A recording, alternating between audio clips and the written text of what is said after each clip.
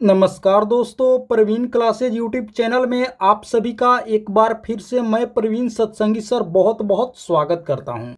दोस्तों, आज की एक और वीडियो हम लेकर आ गए हैं उत्तर प्रदेश होमगार्ड की नई भर्ती परीक्षा के लिए अति महत्वपूर्ण समान ज्ञान व सामान्य विज्ञान के प्रश्नों का।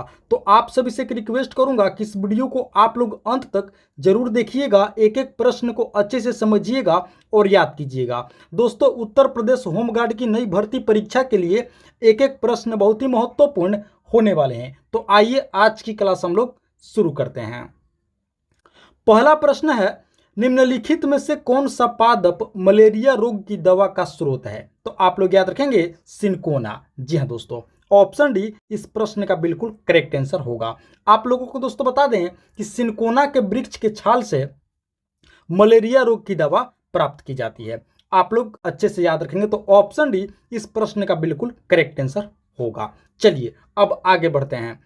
अगला है, निम्नलिखित क्षेत्रों में से किस में बुशमैन पाए जाते हैं? आप लोगों को दोस्तों बता दें कि बुशमैन एक जनजाति है। आप लोग इस पॉइंट को अच्छे से याद रखेंगे। तो बतानी है कि किस क्षेत्र में बुशमैन नामक जनजाति निवास करती है। तो आप लोग याद रखेंगे कालाहारी मरुस्थल में।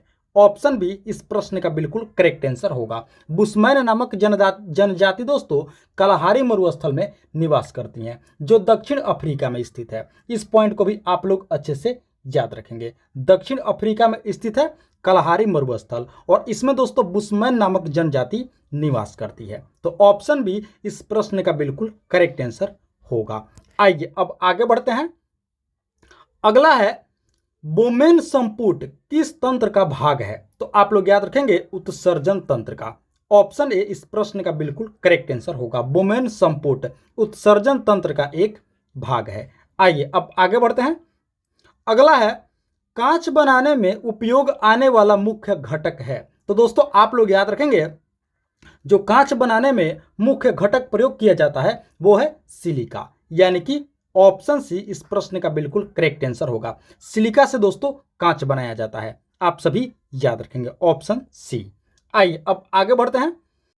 अगला है दोस्तों, विश्व प्रसिद्ध लानोस घास स्थल निम्नलिखित महाद्वीपों में से किसमें स्थित है? दोस्तों बतानी है कि विश्व प्रसिद्ध लानोस जो क्या है, घास का मैदान है, घास स्थल है, बतानी है कि किस महाद्वीप में है। तो आप लोग याद रखेंगे दोस्तों इसका सही उत्तर होगा दक्षिणी अमेरिका में, यानी कि ऑप्शन बी इस प्रश्न का बिल्कुल करेक्ट आंसर होगा। लानोस घास स्थल किस महाद्वीप में है? तो आप लोग याद रखेंगे दक्षिणी अमेरिका में। चलिए अब आगे बढ़ते हैं।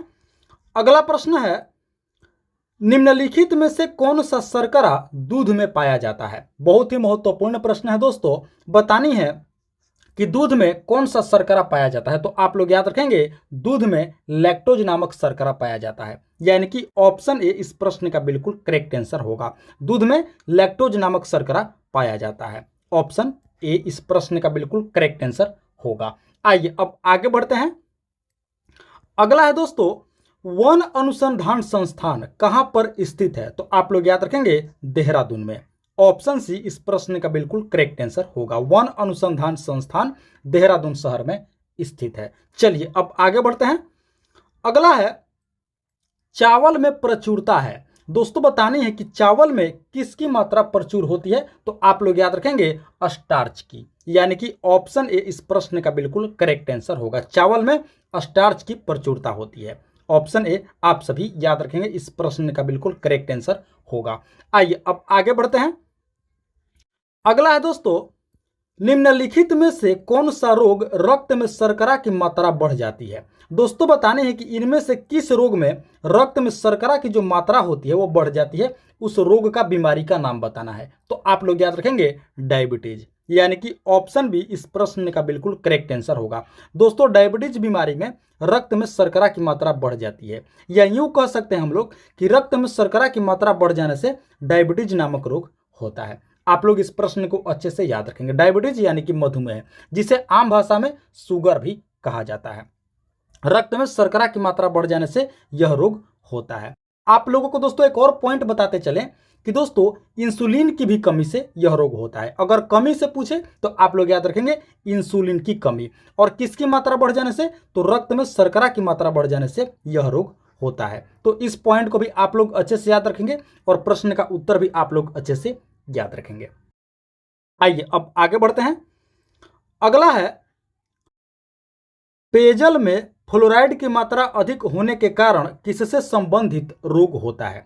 दोस्तों बतानी है कि जो हम लोग पानी पीते हैं, अगर उस पानी में फ्लोराइड की मात्रा अधिक हो जाती है तो किससे संबंधित रोग होगा? तो आप लोग याद रखेंगे दोस्तों, इसका सही उत्तर होगा हड्डी, यानी कि ऑप्शन ए, हड्डी व दांत से संबंधित रोग होगा। दोस्तों इसमें आप लोग दांत को भी जोड़ लेंगे।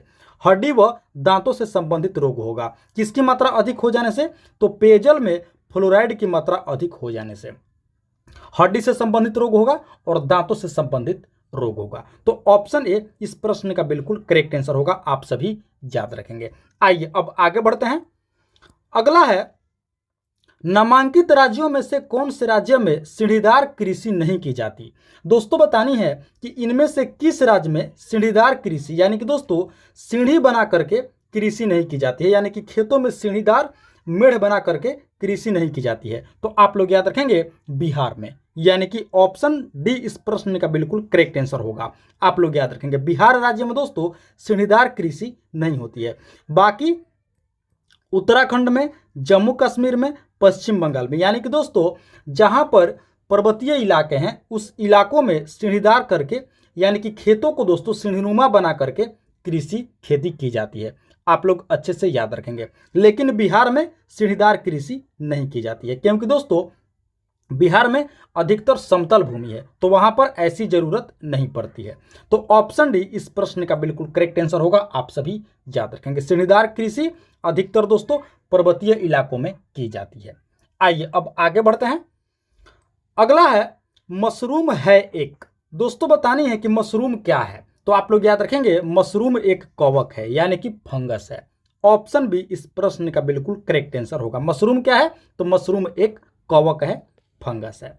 आइए अब आगे बढ़ते हैं। दोस्तों अगले प्रश्न से पहले आप सभी से एक रिक्वेस्ट करूंगा कि अभी तक आप लोगों ने इस वीडियो को एक लाइक नहीं किए हैं, तो दोस्तों आप लोग इस वीडियो को एक लाइक जरूर कर देंगे। साथ ही साथ प्रवीण क्लासेज यूट्यूब चैनल पर आप लोग पहली बार विजिट किए हैं तो दोस्तों इस चैनल को भी आप लोग जरूर से जरूर सब्सक्राइब कर लेंगे। इसी तरह के महत्वपूर्ण प्रश्नावली वीडियो प्रतिदिन देखने के लिए और अपनी तैयारी को बेहतर और मजबूत करने के लिए, क्योंकि दोस्तों इस चैनल पर आप लोगों को वैसे ही वीडियो देखने को मिलेंगे जो दोस्तों परीक्षा से संबंधित हो, यानी कि दोस्तों जो परीक्षा में पूछे जाते हैं वैसा ही प्रश्न इस वीडियो में आप लोग प्रत्येक वीडियो में देखेंगे। तो चैनल को जरूर सब्सक्राइब कर लीजिएगा और वीडियो को आप लोग एक लाइक जरूर कर दीजिएगा। तो चलिए अब हम लोग आगे बढ़ते हैं और अगला प्रश्न देखते हैं। अगला है सिंधु घाटी की सभ्यता के निम्नलिखित स्थलों में से कौन सा स्थल गुजरात में स्थित है? दोस्तों बतानी है कि सिंधु घाटी की सभ्यता के निम्नलिखित स्थलों में से वो कौन सा स्थल है, वो कौन सा जगह है जो गुजरात राज्य में है? तो आप लोग याद रखेंगे लोथल, यानी कि ऑप्शन सी इस प्रश्न का बिल्कुल करेक्ट आंसर होगा। लोथल किस राज्य में है? तो दोस्तों गुजरात राज्य में स्थित है, जो सिंधु घाटी सभ्यता का एक स्थल है, शहर है। तो ऑप्शन सी इस प्रश्न का बिल्कुल करेक्ट आंसर होगा। आइए अब आगे बढ़ते हैं। अगला है ध्वनि की प्रबलता किस मात्रक में व्यक्त की जाती है? दोस्तों बतानी है कि ध्वनि की प्रबलता को किस इकाई में मापा जाता है? तो आप लोग याद रखेंगे डेसिबल में। ऑप्शन डी इस प्रश्न का बिल्कुल करेक्ट आंसर होगा। ध्वनि की प्रबलता डेसिबल इकाई में मापी जाती है, जिसे डीबी से संदर्भित किया जाता है। इस पॉइंट को भी आप लोग अच्छे से याद रखेंगे। डेसिबल को डी और बी से संदर्भित किया जाता है, सूचित किया जाता है। चलिए अब आगे बढ़ते हैं।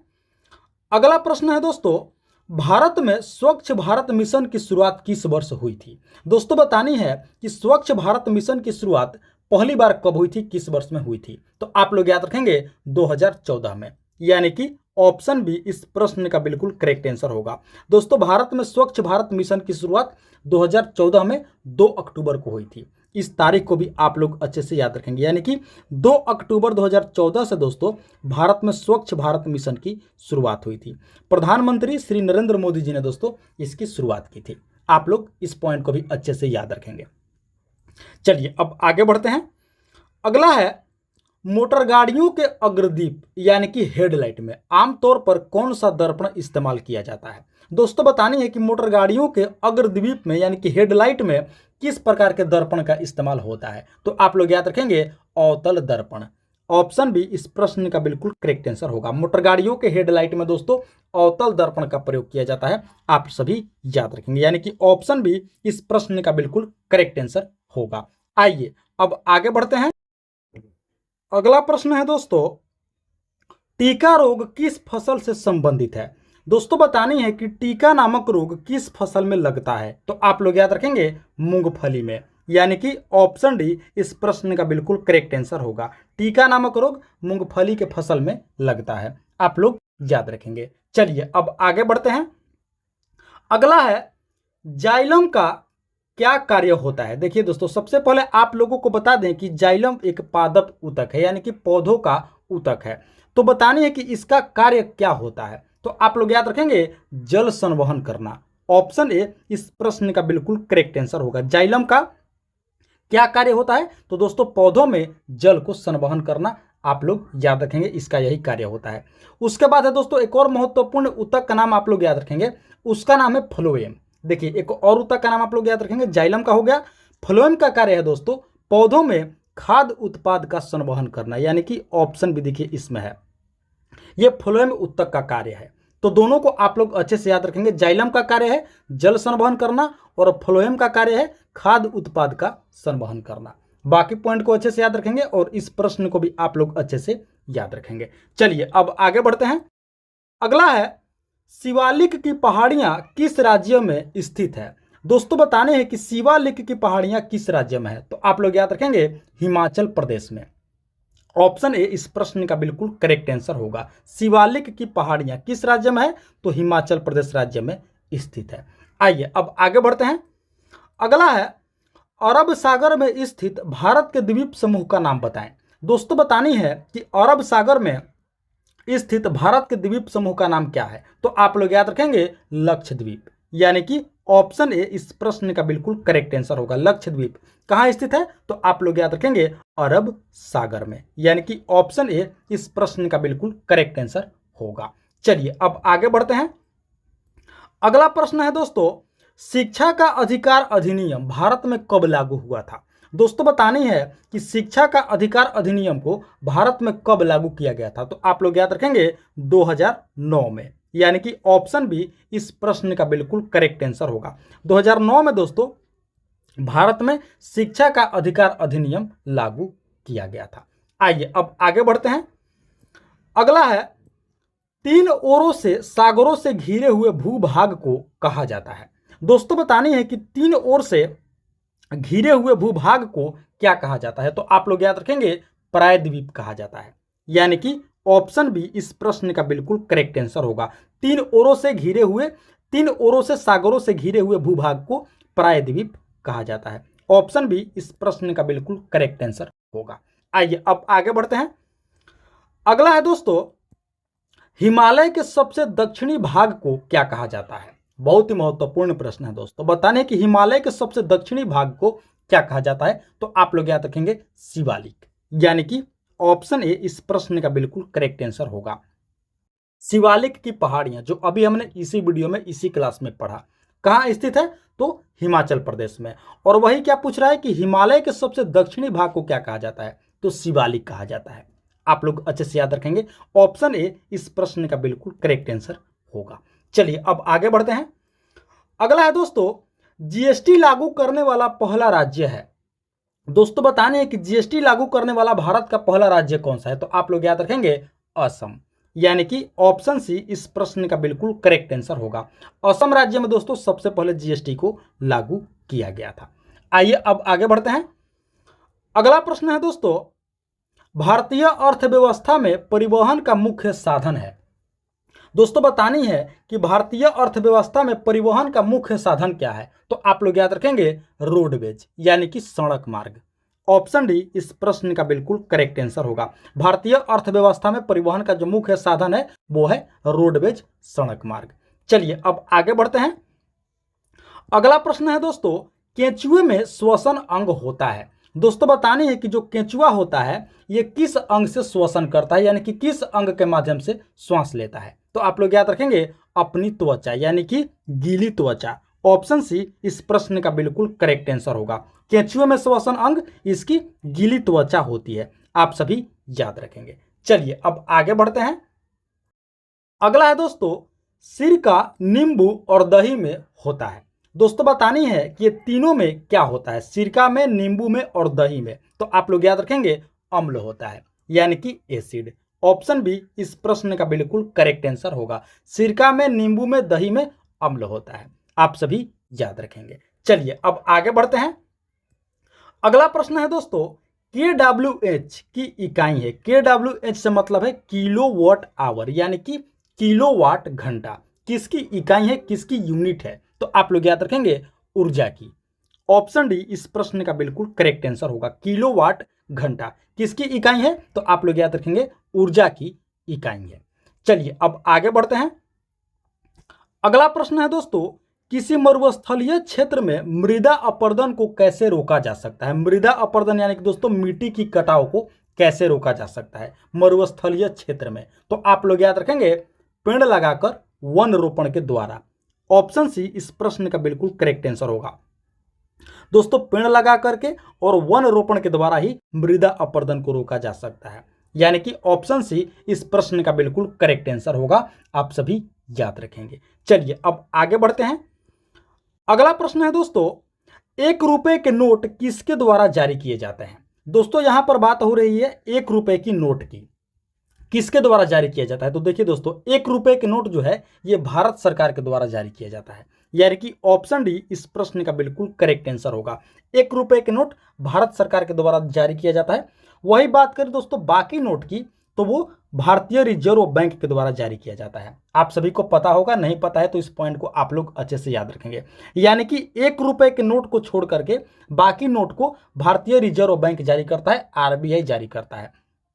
लेकिन 1 रुपए के नोट को भारत सरकार के द्वारा इस नोट को जारी किया जाता है। आप लोग इस पॉइंट को अच्छे से याद रखेंगे, इस प्रश्न को अच्छे से याद रखेंगे। तो दोस्तों ये थी हमारी आज की उत्तर प्रदेश होमगार्ड 2026 की लिखित परीक्षा के लिए अति महत्वपूर्ण समान ज्ञान व सामान्य विज्ञान के प्रश्नावली वीडियो। आशा करते हैं इस वीडियो को आप लोग अंत तक जरूर देखे होंगे, एक एक प्रश्न को अच्छे से समझे होंगे और याद भी कर लिए होंगे। तो आप सभी से एक बार फिर से रिक्वेस्ट करूंगा कि इस वीडियो को आप लोग अभी तक एक लाइक नहीं किए हैं तो दोस्तों आप लोग इस वीडियो को एक लाइक जरूर कर देंगे। साथ ही साथ प्रवीण क्लासेज यूट्यूब चैनल पर आप लोग पहली बार विजिट किए हैं तो दोस्तों इस चैनल को भी आप लोग जरूर से जरूर सब्सक्राइब कर लेंगे। इसी तरह के महत्वपूर्ण प्रश्नावली वीडियो प्रतिदिन देखने के लिए और अपनी तैयारी को बेहतर और मजबूत करने के लिए चैनल को सब्सक्राइब कर लेंगे, वीडियो को एक लाइक जरूर कर देंगे। तो फिलहाल दोस्तों इस वीडियो में इतना ही, मिलते हैं एक और मोस्ट इंपॉर्टेंट क्लास लेकर के। तब तक के लिए आप सभी का बहुत बहुत धन्यवाद। जय हिंद दोस्तों।